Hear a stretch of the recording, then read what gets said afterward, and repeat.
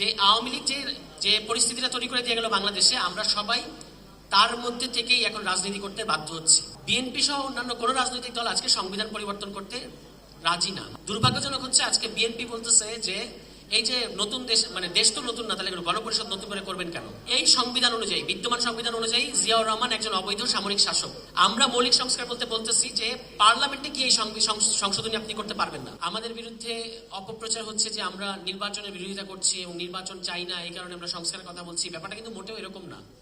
বরং আমরা বলছি যে যদি বাংলাদেশে একটা সুষ্ঠু নির্বাচন করতে চান, অর্থবহ নির্বাচন করতে চান এবং নির্বাচনে জনগণের ভোটাধিকার প্রতিষ্ঠা হয়, মানে আওয়ামী লীগ আমলেও 3টা নির্বাচন হয়েছে কিন্তু এগুলোকে নির্বাচন বলা যাবে না।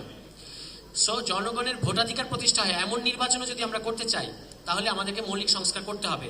যার মানে হচ্ছে এই যে রাষ্ট্রের বিভিন্ন প্রতিষ্ঠান, বিচার বিভাগ, নির্বাচন কমিশন সহ অন্যান্য যে সমস্ত প্রতিষ্ঠান আছে এবং দুর্নীতি দমন কমিশন, সরকারি চাকরি কর্ম কমিশন ইত্যাদি যা যা আছে, এগুলো সব আপনাকে সংস্কার করতে হবে। এইটা না করলে আমরা একটা যে গণতান্ত্রিক রাষ্ট্রের কথা বলি এইটা আসবে না।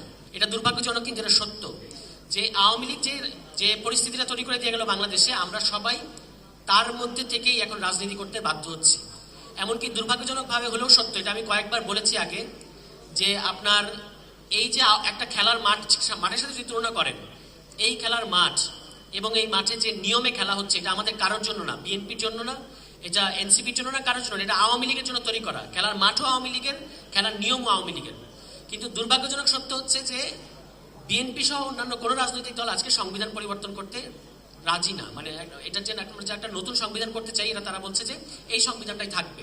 কিন্তু আমরা বলার চেষ্টা করছি যে এই সংবিধান রেখে আপনি বাংলাদেশের নতুন গণতান্ত্রিক রাজনীতি করতে পারবেন না। 1978 সালের একটা সামরিক ফরমান জারি করলেন 18 এপ্রিল। সেই সামরিক ফরমানে তিনি বললেন যে প্রত্যক্ষ নির্বাচনের মধ্য দিয়ে জাতীয় পরিষদ গঠিত হবে তথা ন্যাশনাল অ্যাসেম্বলি। সেখানে তারা প্রথমে গণপরিষদ হবে, পরে পার্লামেন্ট হবে। এই যে আজকে আমরা যে কথাটা বলতেছি সে কথা জিয়াউর রহমানও তখন বলে গেছেন।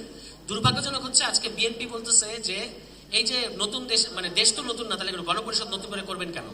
কিন্তু গণপরিষদ স্বাধীন দেশের পরেও যদি এমন কোনো সংবিধান আপনার দেশে থাকে যে সংবিধানের সাথে আপনার পুরো সমাজের আসলে একটা বড়সড় ধরনের ফাটল আছে, তখন আপনাকে নতুন সংবিধান করতে হবে। বিশেষত এই 24শে গণঅভ্যুত্থানের পরে কোনোভাবেই আমরা পুরনো সাংবিধানিক কাঠামোর মধ্যে ফেরত যেতে পারি না। এই জিনিসটা মানে সবচেয়ে আগে বোঝা উচিত ছিল বিএনপির, কিন্তু দুর্ভাগ্যজনকভাবে বিএনপি এই জিনিসটা বুঝতে চাচ্ছে না। তাদেরকে আমরা বলার চেষ্টা করেছি যে এই খেলার মাঠ এবং নিয়মটা আপনাদের জন্য তৈরি করা না, আপনারা এখানে সুবিধা করতে পারবেন না। এই সংবিধান অনুযায়ী, বিদ্যমান সংবিধান অনুযায়ী জিয়াউর রহমান একজন অবৈধ সামরিক শাসক, মানে তিনি অবৈধ পন্থায় ক্ষমতা দখল করেছেন এই বিদ্যমান সংবিধান অনুযায়ী। আপনারা জানেন 1979 সালে সংসদ নির্বাচনের পরে জিয়াউর রহমান 5ম সংশোধনী করলেন। 5ম সংশোধনীর মধ্য দিয়ে তিনি 1975-এর 15 আগস্টের পর থেকে 1979 সাল পর্যন্ত যত ধরনের সরকার ছিল, মুশতাকের সরকার, তারপরে সায়েমের সরকার এবং জিয়াউর রহমানের নিজের সরকার, এই সরকারগুলোর কর্মকাণ্ডকে প্রণীত আদেশ, বিধি বিধান ইত্যাদি সমস্ত কিছুকে তিনি বৈধতা দিয়েছেন, বলেছেন যে এই কার্যগুলো বৈধ 1979 সালের থেকে 1975 সালের 15 আগস্টের আগ পর্যন্ত। এখন আওয়ামী লীগ সরকার এবার 2010 সালে ক্ষমতায় এসে বলল যে 5ম সংশোধনী অবৈধ। তো 5ম সংশোধনী অবৈধ মানে হচ্ছে 75-এর 15 আগস্টের পর থেকে 79 সাল পর্যন্ত, 81 সাল পর্যন্ত, ইনফ্যাক্ট এই 6 বছরের শাসনামল পুরোটাই অবৈধ। এখন বিএনপির কাছে আপনি জিজ্ঞেস করবেন, বিএনপির এটার উত্তর খুব সোজা। আমরা পার্লামেন্টে যাব এবং 5ম সংশোধনীকে অবৈধ ঘোষণা দেওয়া যে রায়, সেই রায়কে আমরা অবৈধ বানিয়ে দেব, তাতে করে সমস্যার সমাধান হয়ে যাবে।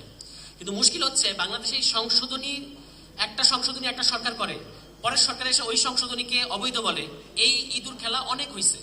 আমরা মৌলিক সংস্কার বলতেছি যে পার্লামেন্টে কি এই সংশোধনী আপনি করতে পারবেন না।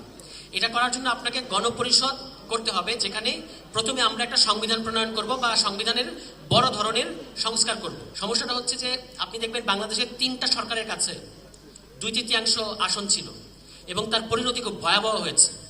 একটা হচ্ছে 73 সালে আওয়ামী লীগ সরকার, মানে শেখ মুজিবের আওয়ামী লীগ সরকার, তাদের কাছে 293টা আসন ছিল সংসদে। এটাতে তারা 4র্থ সংশোধনীর মধ্য দিয়ে বাকশাল করেছে, একদলীয় শাসন করেছে। পরিণতি হচ্ছে 15 আগস্ট।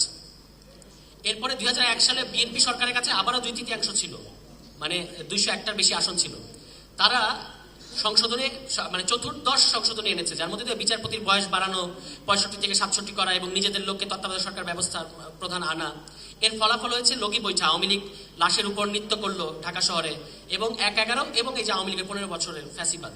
তাহলে এই চতুর্দশ সংশোধনী বিএনপি করেছিল, কিন্তু ভিকটিম কিন্তু বিএনপি হয়েছে। চতুর্দশ সংশোধনী বিএনপির আমলে করা, কিন্তু দেখেন আজকে 20 বছর বিএনপির ক্ষমতার বাইরে।